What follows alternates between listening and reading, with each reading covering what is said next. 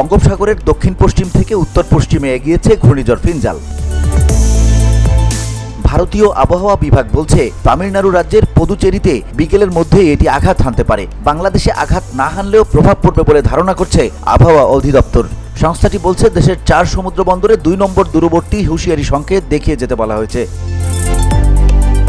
শনিবার আবহাওয়া অফিস থেকে পাঠানো বিশেষ বিজ্ঞপ্তিতে এ তথ্য জানানো হয়, যেখানে বলা হয়েছে দক্ষিণ পশ্চিম বঙ্গোপসাগর ও তৎসংলগ্ন এলাকায় অবস্থানরত ঘূর্ণিঝড় ফিনজাল উত্তর পশ্চিম দিকে অগ্রসর হয়ে বর্তমানে একই এলাকায় অবস্থান করছে।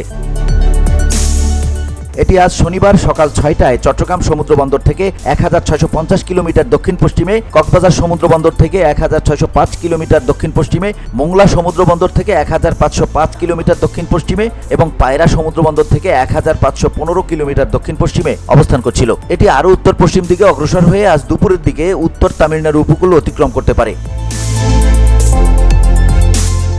ঘূর্ণিঝড় কেন্দ্রের 54 কিলোমিটারের মধ্যে বাতাসের একটানা সর্বোচ্চ গতিবেগ ঘন্টায় 62 কিলোমিটার, যা দমকা অথবা ঝড়ো হওয়ার আকারে ঘন্টায় 88 কিলোমিটার পর্যন্ত বৃদ্ধি পাচ্ছে। ঘূর্ণিঝড় কেন্দ্রের নিকটবর্তী এলাকায় সাগর খুবই উত্তাল রয়েছে। এ কারণে চট্টগ্রাম, কক্সবাজার, মোংলা ও পায়রা সমুদ্রবন্দর সমূহকে 2 নম্বর দূরবর্তী হুঁশিয়ারি সংকেত দেখিয়ে যেতে বলা হয়েছে। VOD Bangla news desk.